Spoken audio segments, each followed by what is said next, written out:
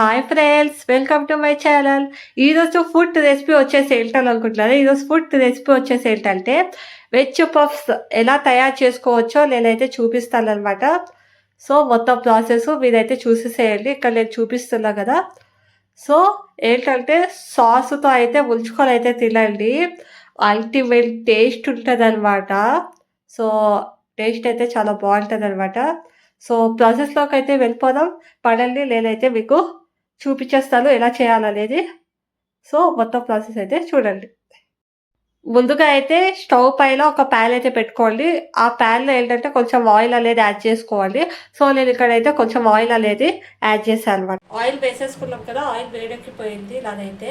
So oil వేడెక్కిపోయిన తర్వాత ఏంటంటే వెల్లుల్లిపాయ, ఇంకొచ్చేసి ఏంటంటే మిర్చి అయితే వేసుకోవాలి. మిర్చి రౌండ్గా కట్ చేసుకోండి. అండ్ వెల్లుల్లిపాయ చిన్న చిన్న ముక్కలుగా అయితే కట్ చేసుకోండి. వీటి రెండింటిని వేసిన తర్వాత ఏంటంటే అల్లం తురుముకొనైనా వేసుకోండి, లేదంటే చిన్న చిన్న ముక్కలుగా కట్ చేసుకునేదో వేసుకోండి.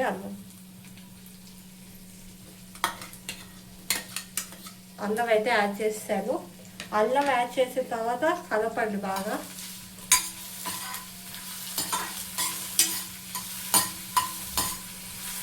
నేను ఏ విధంగా కలుపుతున్నానో అదే విధంగా కలపండి.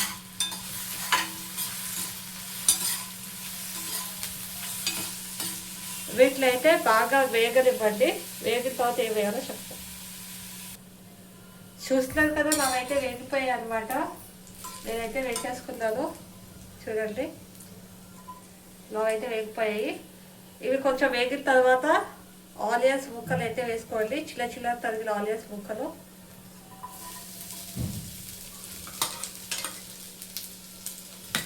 వేసిన తర్వాత బాగా అయితే కలపండి.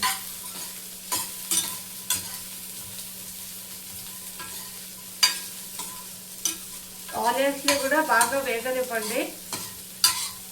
కొంచెం బాగా గోల్డెన్ కలర్ వచ్చేదాకా వేగనివ్వండి. నేను ఎలా కలుపుతున్నా అదేవిధంగా కలపండి. ఆనియన్స్ వేగిన తర్వాత కలుపుతాం. చూస్తున్నారు కదా, నావైతే ఆనియన్స్ అయితే బాగా వేగిపోయాయి అనమాట. చూడండి ఆనియన్స్ ఎలా వేగాయో, ఈ విధంగా అయితే వేగాలి. నేను ప్రతి వీడియోలో చెప్తాను, ఆనియన్స్ బాగా వేగితేనే ఏ ఫుడ్లోకైనా సరే టేస్ట్, ఏ ఫుడ్లో అయినా ఆనియన్స్ బాగా వేగితేనే టేస్ట్ ఉంటుంది అనమాట. నేను ప్రతి వీడియోలో చెప్తాను కదా. సో ఇది బాగా గుర్తుపెట్టుకోవాలి. ఆనియన్స్ బాగా వేగాలి. ఆనియన్స్ బాగా వేగిన తర్వాత ఏంటంటే బీన్స్ వేసుకోవాలన్నమాట. రౌండ్గా తరిగిన చిన్న చిన్న ముక్కలుగా తరిగిన బీన్స్ ముక్కల్ని వేసేసుకుందాం. నేనైతే వేసేసుకుంటున్నా బీన్స్ ముక్కల్ని. బీన్స్ ముక్కలు వేసేసుకున్న తర్వాత అలాగే చిన్న చిన్నగా తరిగిన క్యారెట్ ముక్కల్ని కూడా వేసేసుకోండి. క్యారెట్ ముక్కలు చిన్న చిన్నగా అయితే తరుక్కోండి. వీటిలో అన్నింటినీ చిన్న చిన్నగా తరుక్కోవాలన్నమాట వీటిలన్నీ. సో ఇవన్నీ వేసిన తర్వాత మొత్తం కలపండి. ఇవి రెండు వేసారు కదా, మంచిగా అయితే కలపండి.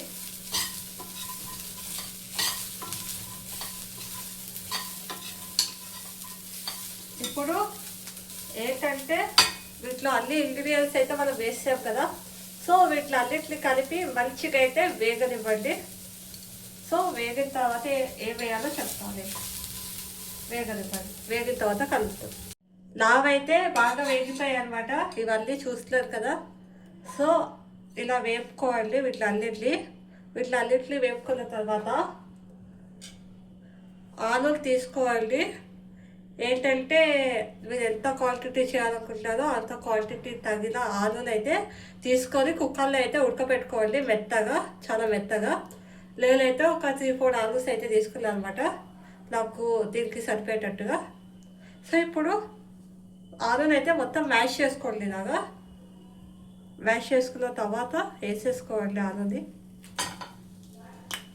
నేనైతే వేసేసుకున్నాను అనమాట. వేసుకున్న తర్వాత ఒకసారి అయితే కలపండి. బాగా కలిపిన తర్వాత చూపిస్తాను. నేనైతే కలిపేసుకున్నాను అనమాట. సో ఈ విధంగా కలుపుకున్న తర్వాత మనం ఇప్పుడు ఏం వేయాలంటే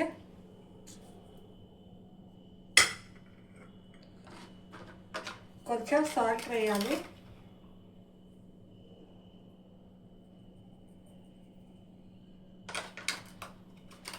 మీకు తగినంత సాల్ట్ అయితే వేసుకోవాలి. దాని తర్వాత వచ్చేసి మిరియాల పొడి ప్యాకెట్ది ఉంటే ప్యాకెట్ది వేసుకోండి, లేదు అంటే దంచుకొని వేసుకోండి మిరియాల పొడి.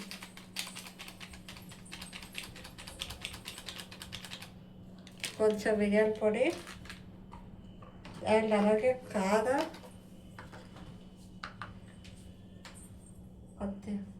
కారం మీకు తగినంత యాడ్ చేసుకోండి. దీనికి కారం ఎక్కువ యాడ్ చేస్తారు, ఎందుకంటే కారం ఉండాలి. కారం వేసుకున్న తర్వాత సబ్జీ మసాలా వేసుకోవాలి, బాగుంటుంది టేస్ట్.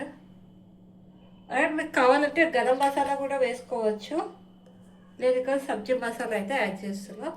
సారీ, గరం మసాలా అయితే యాడ్ చేసుకోవట్లేదు. మీకు కావాలంటే యాడ్ చేసుకోవచ్చు గరం మసాలా. సబ్జీ మసాలా యాడ్ చేసిన తర్వాత ఇంకా బాగా అయితే మిక్స్ చేయండి ఒకసారి, పోయేసి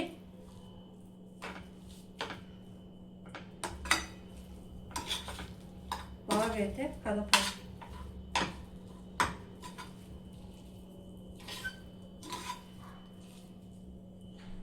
నేను ఏ విధంగా కలుపుతున్నానో అదే విధంగా బాగా కలపండి.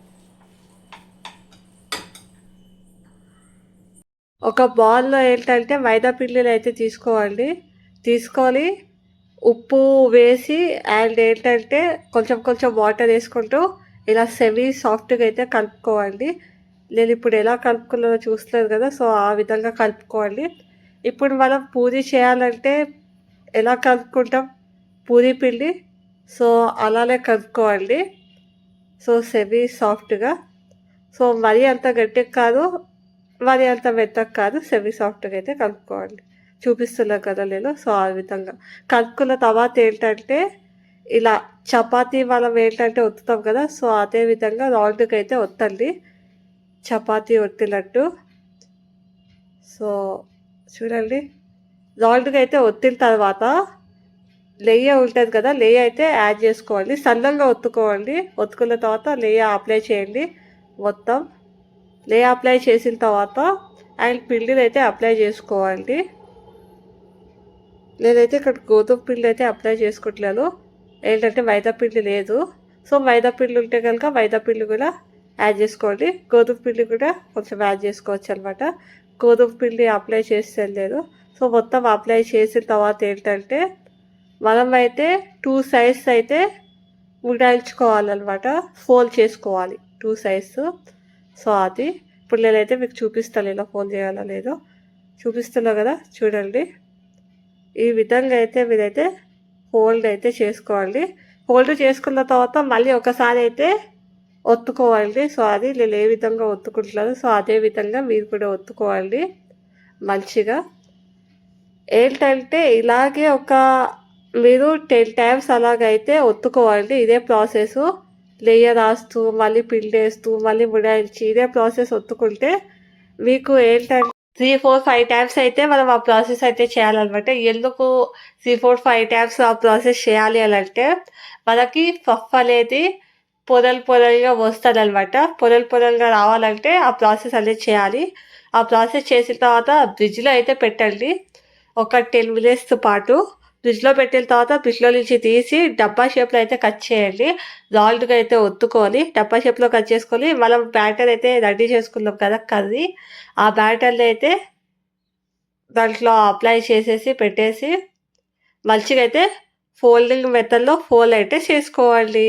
ఈ విధంగానే స్టఫ్ని పెట్టుకొని పఫ్ఫులు అన్నింటిలో అయితే మనం రెడీ చేసుకున్నాం కదా, వాటి అన్నింటిలో ఒక ప్లేట్లో అయితే పెట్టుకొని పక్కన అయితే పెట్టేసుకోవాలి. పక్కన పెట్టుకున్న తర్వాత స్టవ్ పైన ఒక ప్యాన్ అయితే పెట్టుకోవాలి. పెట్టుకున్న తర్వాత కొంచెం ఆయిల్ అయితే వేయండి. ఆయిల్ వేసిన తర్వాత మంచిగా అయితే స్ప్రెడ్ అయితే చేయండి. సో మంచిగా నేను ఏ విధంగా చేస్తున్నానో సో అదే విధంగా ఏంటంటే మీ దగ్గర ఆయిల్ది బ్రష్ ఉంటే కనుక దాంతో అయితే చేసుకోవాలి మంచిగా స్ప్రెడ్. నా దగ్గర ఉంది, నేను దాంతో అయితే చేసుకున్న తర్వాత ఏంటంటే స్టవ్ అయితే వెలిగించుకోవాలి.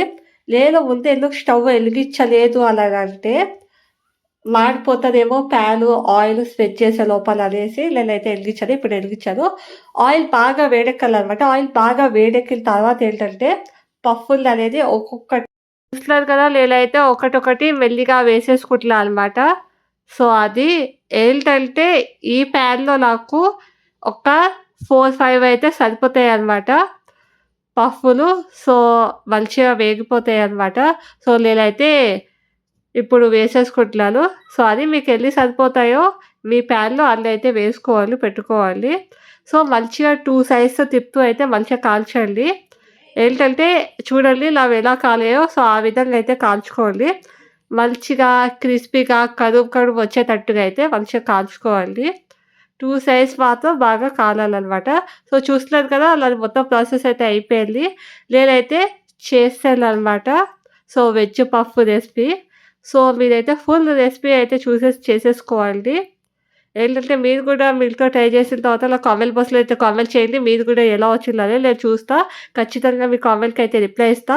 కొత్తగా చూస్తున్న వాళ్ళు నా ఛానెల్ అయితే సబ్స్క్రైబ్ చేసుకోండి. అండ్ మరిన్ని వీడియోస్ కోసం కూడా నా ఛానెల్ సబ్స్క్రైబ్ చేసుకోండి. అండ్ మీ ఫ్రెండ్స్ అండ్ ఫ్యామిలీస్ నా వీడియో షేర్ చేయండి. అండ్ కామెంట్ చేయండి మర్చిపోకండి. And until then take care. Bye by.